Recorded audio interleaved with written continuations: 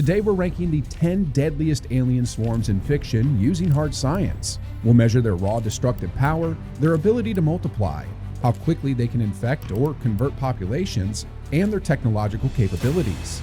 By the end, you'll know exactly which of these nightmares would spell doom for our species in record time.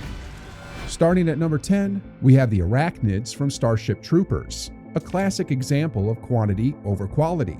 These bugs earn a power score of 7 out of 10. Warrior bugs can slice through military-grade power armor with their razor-sharp claws, while plasma bugs launch artillery-level biological projectiles that can destroy starships in orbit. Individual soldiers are genuinely deadly. Their number score hits 8 out of 10. The bugs reproduce rapidly across multiple planets, creating massive swarms that can overwhelm human defenses through sheer volume. We're talking billions of individual units with breeding cycles that can replace losses faster than human military production. However, they're still limited by planetary reproduction rates and can't match the truly exponential growth of top-tier threats. Where the bugs fail catastrophically is infection rate. They score just 2 out of 10. These creatures have zero conversion ability. They don't assimilate humans, they don't create hybrid offspring, they simply kill everything in their path. This pure extermination approach means they can't exponentially multiply their forces using enemy population as raw material. Technology-wise, they earn only 3 out of 10. The bugs rely entirely on biological weapons. No manufactured technology, no space travel capability, and completely predictable tactics. They're essentially giant, militarized insects that haven't evolved beyond basic hive behavior. Their total score of 20 out of 40 puts them at the bottom of our list. But don't underestimate them.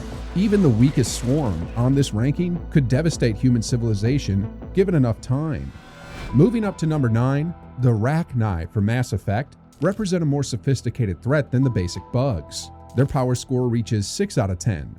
Individual Rachni soldiers are formidable in combat with acid-spitting capabilities and natural armor, but they rely primarily on conventional biological weapons rather than the overwhelming lethality we see in higher-ranked species.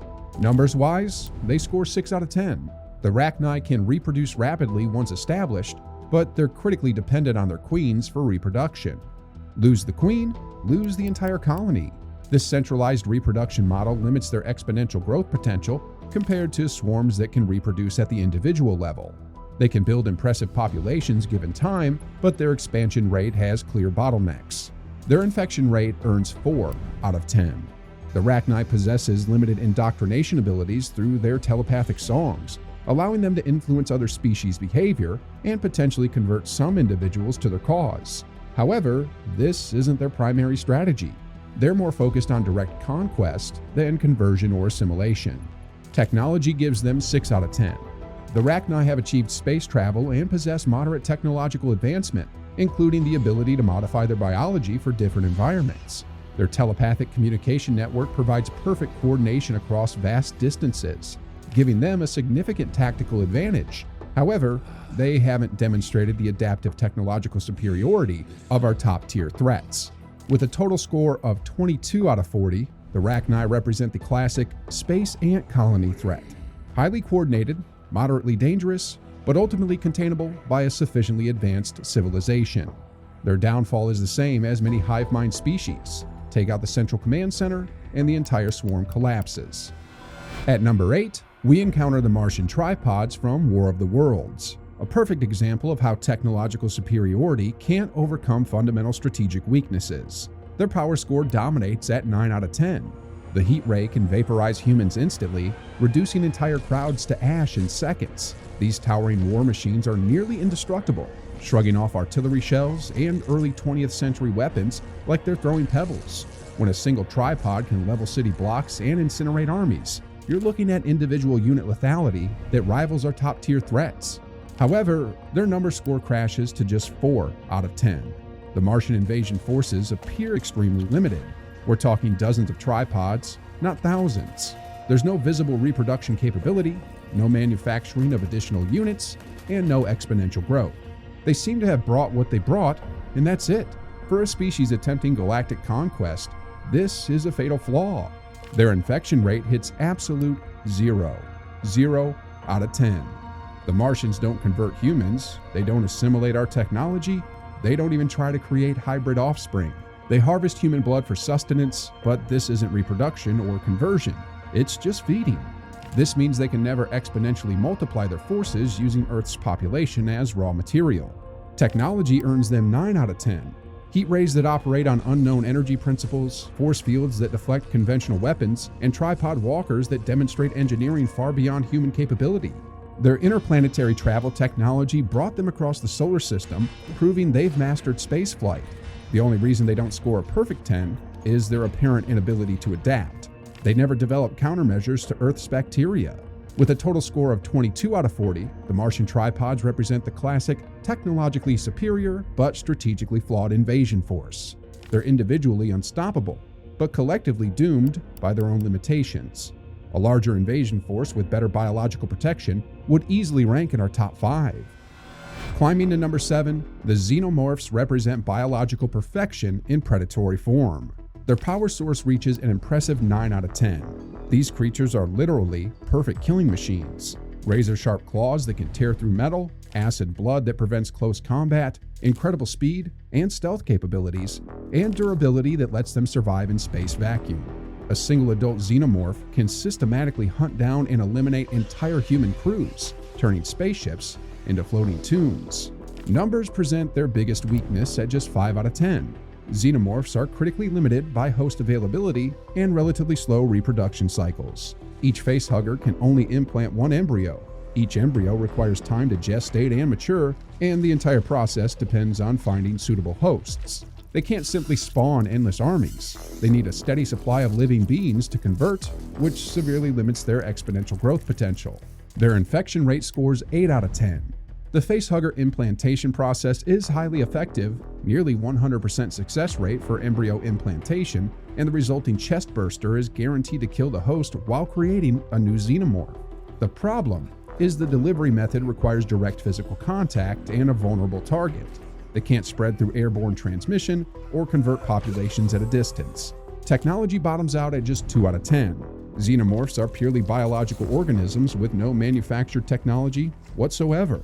They can't build ships, can't develop new weapons, can't adapt their capabilities beyond basic biological evolution.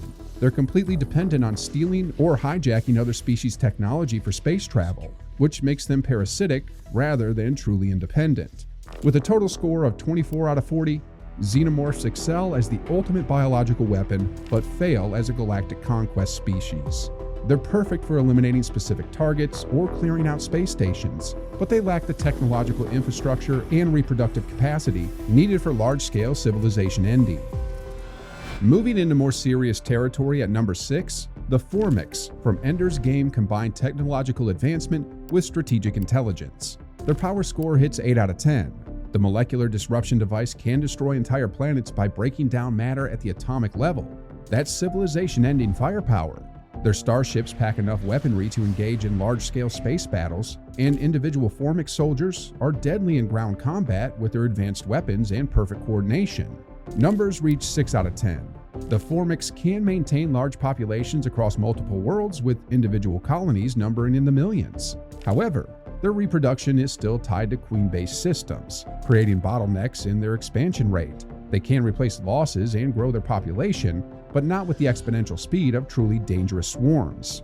Their military forces are substantial, but finite. Infection rates score poorly at 3 out of 10.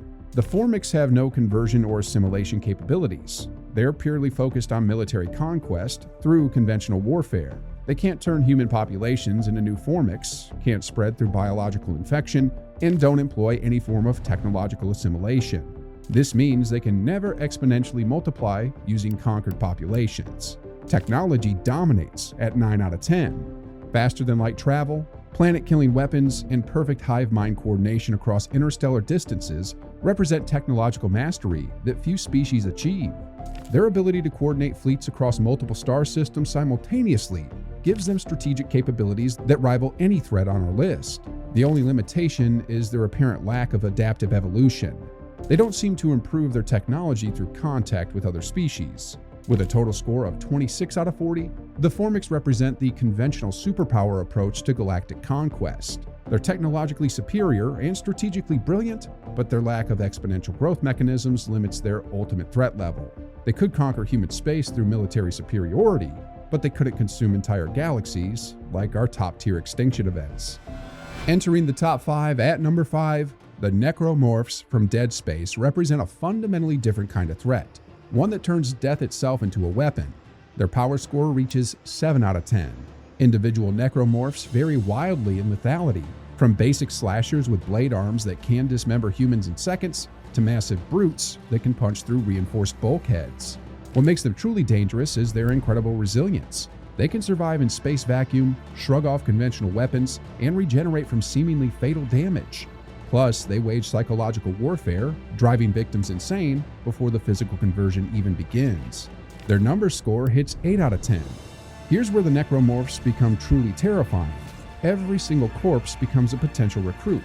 Dead tissue from any source can be converted into new necromorph forms, meaning entire planets full of graves, morgues, and battlefields become instant armies. Once a necromorph outbreak reaches critical mass, the exponential growth becomes unstoppable. Billions of corpses across human space represent billions of potential soldiers waiting to be activated. Infection rate dominates at 9 out of 10. The marker's influence spreads through electromagnetic signals that can affect entire populations simultaneously. People don't need to be bitten or directly contacted. Just proximity to marker signals drives them to madness, murder, and eventually suicide, creating more raw material for conversion. It's a near-perfect infection vector that can turn entire space stations into necromorph factories within hours. Technology scores 4 out of 10. The marker technology itself is incredibly advanced, capable of manipulating matter at the molecular level and broadcasting signals across interstellar distances. However, individual necromorphs are purely biological and can't develop new technology or adapt beyond their basic conversion programming. They're limited to repurposing existing human technology rather than creating their own innovations. With a total score of 28 out of 40, the Necromorphs excel at converting local populations, but lack the strategic intelligence and technological advancement needed for coordinated galactic conquest. They're the perfect plague organism, devastating within their sphere of influence, but ultimately containable through quarantine and sterilization. Breaking into the top 4, the Zerg represent biological adaptation taken to its logical extreme. Their power score reaches 8 out of 10. The Zerg constantly evolve specialized units for every combat scenario, from basic Zerglings that swarm enemies through sheer numbers, to massive Ultralisks that can demolish fortified positions, to Mutalisks that provide air superiority. Their bioships can engage in space combat, and their evolved strains adapt to counter-specific enemy tactics. When your enemy literally evolves new weapons mid-battle, conventional military thinking becomes obsolete. Numbers absolutely dominate at 9 out of 10. The Zerg reproduction rate is exponential and terrifying. Larvae can be spawned rapidly from hatcheries, evolved into specialized forms based on current needs, and replaced faster than enemies can eliminate them. We're talking about swarms that can lose millions of units and replace them within hours. Their ability to consume biomass and convert it directly into new Zerg units means every conquered world becomes a production facility for the next invasion. Infection rate scores 7 out of 10. While the Zerg can infest Terran populations and assimilate genetic material from other species, this isn't their primary expansion method. They're more focused on consuming biomass and incorporating useful genetic traits into their own evolution rather than converting entire populations. However, their infestation capabilities still allow them to turn enemy strongholds into Zerg breeding grounds. Technology earns 7 out of 10. The Zerg approach to technology is unique. Instead of manufacturing devices, they evolve biological equivalents that often surpass mechanical alternatives. Living ships that can heal themselves, organic weapons that adapt to enemy defenses, and biological communication networks that can't be jammed or intercepted. Under the guidance of the Overmind or Kerrigan, they demonstrate strategic intelligence that rivals any conventional military force.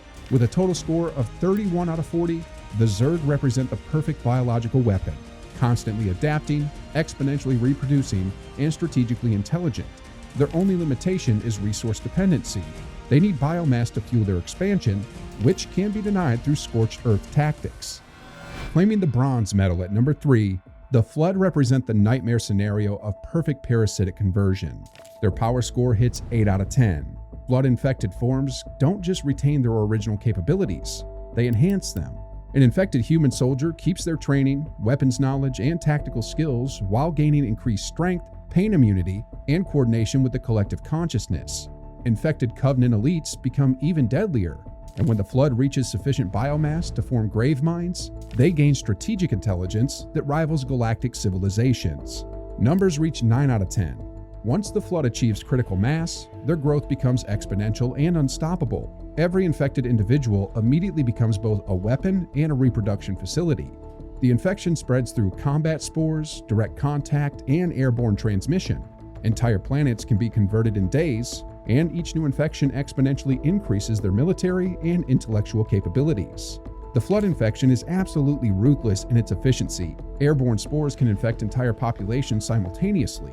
Direct contact guarantees conversion. Even corpses and dismembered body parts can be reanimated and incorporated into the collective. There's no immunity, no resistance, no partial infection. You're either Flood or you're future Flood. It's the most perfect infection vector in science fiction. Technology scores 8 out of 10. The Flood doesn't just steal technology, they improve it. Infected civilizations retain all their technological knowledge while gaining the collective intelligence of the Gravemind network. They can operate starships, maintain complex equipment, and even develop new technologies by combining knowledge from multiple infected species. Their only limitation is that they're ultimately parasitic. They enhance existing technology rather than creating fundamentally new innovations.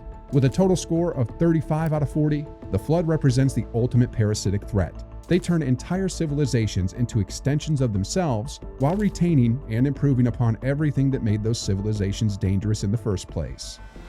Taking the silver medal at number 2, the Borg represent technological assimilation perfected. Their power score dominates at 9 out of 10. Borg cubes can destroy entire fleets with overwhelming firepower, while their adaptive shielding makes them nearly invulnerable once they analyze enemy weapons. Individual drones possess enhanced strength, built-in weapons, and the collective knowledge of trillions of assimilated beings. When your enemy instantly adapts to every tactic you throw at them, conventional warfare becomes impossible. Numbers reach 8 out of 10. The Borg collective spans thousands of worlds with trillions of drones, but their expansion is methodical rather than explosive. They don't reproduce through biological means, they grow through assimilation, which requires time to locate, capture, and convert new civilizations. Their infection rate hits 9 out of 10. Borg assimilation is terrifyingly efficient. Nanoprobes inject into victims and begin immediate conversion of biological and technological systems. Entire civilizations can be assimilated in coordinated attacks, with their technology and knowledge instantly added to the collective. Technology achieves perfection at 10 out of 10. The Borg don't just steal technology, they instantly integrate and improve it through their collective intelligence. They've mastered time travel, transwarp conduits, and adaptive systems that make them stronger with every encounter. With 36 out of 40, the Borg represent technological evolution's endpoint, a collective that grows stronger by consuming everything in its path. At number 1, we reach the apex of galactic extinction, the Tyranids. Imagine an organism so vast that entire planetary ecosystems are nothing more than nutrients in its bloodstream. The Tyranid hive fleets don't invade, they arrive, blotting out suns with billions of living ships. Power earns a flawless 10 out of 10. From biotitans, the size of skyscrapers that can crush tanks beneath their claws, to hive ships capable of glassing worlds through orbital bombardment of living spores. Every Tyranid organism is a weapon. Even their ammunition is alive. Organisms that detonate, dissolve armor, or bore through kilometers of reinforced steel. Nothing about them is mechanical, and yet their lethality surpasses any synthetic arsenal. Numbers also max out at 10 out of 10. The Tyranids don't just breed, they replicate biomass itself. Every victim becomes raw material broken down and reconstituted into new soldiers. Each planet devoured becomes fuel for the next invasion, creating an endless positive feedback loop of consumption. Estimates within the lore suggest that what humanity has faced, Hive Fleet's Behemoth, Kraken, and Leviathan, are only the vanguard tendrils of a galactic organism stretching beyond the Milky Way. Their infection rate scores 9 out of 10. While they don't infect in the viral sense, their consumption process converts every molecule of organic matter into new Tyranid life.